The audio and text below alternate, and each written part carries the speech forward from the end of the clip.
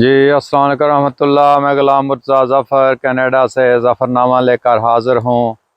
تو ناظرین کرام، آج ہم بات کرتے ہیں جو کل پاکستان میں ایک واقعہ ہوا، جس میں ایک موب نے جو جڑاں میں عیسائی کمیونٹی کی، کرسچن کمیونٹی کے چرچ کو آگ لگا دی۔ نہ ایک چرچز کو بلکہ کئی چرچز کو، اور ان کے گھروں کو جو ہے وہ جلا دیا، اور یہ الزام لگایا کہ انہوں نے توہین مذہب کی ہے یا توہین قرآن کی ہے۔ تو اس کے اوپر بات کرتے ہیں۔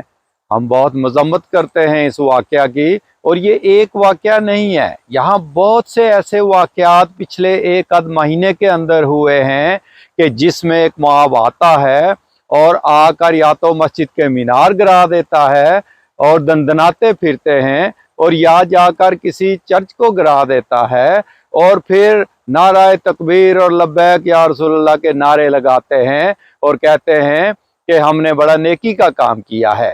اب دیکھنا یہ ہے کہ یہ جو کل واقعہ ہوا ہے، یہ اتنا ہائی لائٹ ہوا ہے میڈیا میں اور انٹرنیشنل دنیا میں کہ پوری دنیا نے اس کے اوپر آواز اٹھائی۔ امریکہ نے، انگلینڈ نے، یورپین یونین نے، اور سب نے۔ اور ہوا کیا کہ اس کے بعد جو ہے وہ ہماری اسلامی نظریاتی کونسل بھی سامنے آ جاتی ہے، اس واقعہ کی مذمت کرتی ہے، اپنے مفتی منیب صاحب بھی آ جاتے ہیں، وزیر اعلیٰ جو ہے نا وہ بھی آ جاتے ہیں، جو نگران وزیر اعلیٰ ہیں پنجاب کے، اور زرداری صاحب بھی آ جاتے ہیں اور آ کر تردید کرتے ہیں اور مذمت کرتے ہیں کہ ایسا واقعہ نہیں ہونا چاہیے اور ہمیں مذہبی رواداری قائم رکھنی چاہیے۔ ناظرین، دیکھنا یہ ہے کہ کیا جب یہ موب آ کر مسجدوں کے مینار گراتا ہے، اس وقت آپ کیوں نہیں سامنے آتے؟ کیا وہ احمدیہ جماعت کی مسجدیں ہوتی ہیں اس لیے آپ نہیں بولتے؟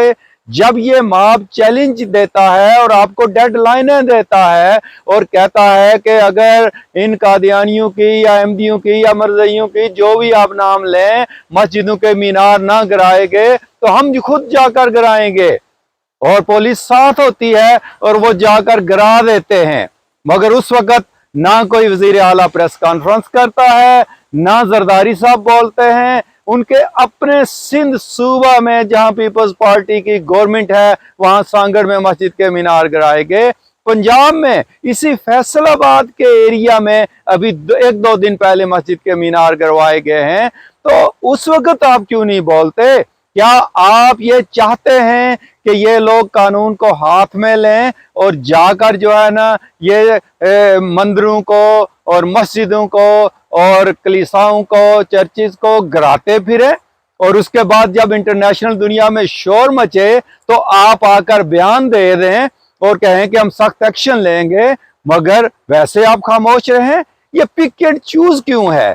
اگر آپ پک اینڈ چوز نہ کرتے تو اس موب کو کیوں جو ہے نا وہ یہ جرأت ہوتی کہ وہ جا کر ایک الزام کی بنیاد پہ، جبکہ وہ بات ثابت بھی نہیں کہ ان لوگوں نے کوئی توہین کی بھی ہے کہ نہیں کی ہے، اور اگر کی ہے تو قانون موجود ہے نا، قانون کو حرکت میں آنا چاہیے نا، اس پولیس کو جا کر ان لوگوں کو گرفتار کرنا چاہیے نا جنہوں نے توہین مذہب یا توہین رسالت یا توہین قرآن کی ہے۔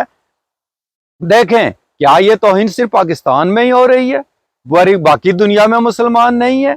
کیا انڈونیشیا، ملائیشیا، ترکی، سعودی عرب، اردن، شام، دبئی اور عمان اور باقی مسلمان ملک جو ہے نا، ان میں عیسائی نہیں رہتے، ان میں دوسرے غیر مسلم نہیں رہتے؟ وہاں کوئی توہین نہیں ہوتی؟ وہاں کوئی توہین مذہب نہیں ہوتی؟ وہاں یہ ایسے قانون کیوں موجود نہیں ہیں؟ آپ نے ایک ایسا قانون بنا کے ایک ایسے گروہ کے ہاتھ میں دے دیا ہے جو سب کچھ جا کر خود کرتا ہے۔ اگر قانون ہے تو قانون کو حرکت میں آنا چاہیے نا، پولیس کو یا انتظامیہ کو اس کے اوپر کارروائی کرنی چاہیے نا۔ یہ کون ہوتے ہیں کہ جا کر جو ہے نا وہ اس جگہ مسجدوں اور مندروں کو گراتے پھریں؟ اب دیکھیں کہ 9 مئی کا واقعہ ہوا، عمران خان جیل میں تھے، مگر آپ نے سارا الزام عمران خان پہ لگا دیا کہ آپ کی پارٹی، آپ چونکہ چیئرمین تھے پی ٹی آئی کے، اس لیے ان لوگوں نے یہ کیا ہے۔ جس پارٹی نے جا کر مسجدوں کے مینار گرائے ہیں اور جس گروہ نے جا کر یہ جو ہے نا چرچ جلائے ہیں، وہ تو سامنے نعرے لگا رہے تھے لبیک یا رسول اللہ۔ آپ کو نہیں پتا کہ ان کا لیڈر کون ہے؟ آپ کو نہیں پتا کہ ان کو اشتعال دلوانے والا کون ہے؟ आपको नहीं पता कि इनको जो है ना ये सारी रहनुमाई करने वाला कौन है? उनके लीडर को तो आप पूछते नहीं है। और इमरान खान को आपने पकड़ लिया कि आप लीडर थे, आप चेयरमैन थे पीटीआई के, आपके लोगों ने 9 मई किया है। बात है कि अगर आप इसी तरह पिक और चूज करते रहेंगे तो मुल्क तबाही की तरफ जाएगा। अगर आपने इस तरह इस मॉब को इजाजत दे दी कि जाओ जाकर मस्जिदें गिरा दो, मंदिर गिरा दो, इबादत गाहें गिरा दो और कानून हाथ में ले लो, और सामने वीडियोस भी आती हैं, ये सिर्फ आप आंखों में धूल झोंकने के लिए प्रेस कॉन्फ्रेंस से करते हैं वजीर आला साहब, नकवी साहब। आप में भी इतना दम नहीं है कि आप जाकर इनको पकड़ कर लाए ना टीवी पर, दिखाए ना इन लोगों को। क्या इबरत का निशान बनाया आपने इन लोगों को?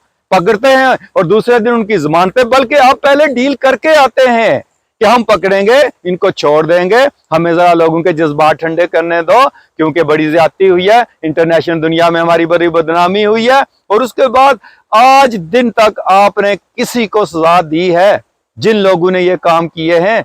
जब आपकी नीयतें खराब हैं, आप बदनीति की बुनियाद पर कानून बनाते हैं, बदनीति की बुनियाद पर जो है ना वो पिक एंड चूज करके जो है ना उस कानून का इस्तेमाल करते हैं, तो ऐसे वाकयात तो होंगे।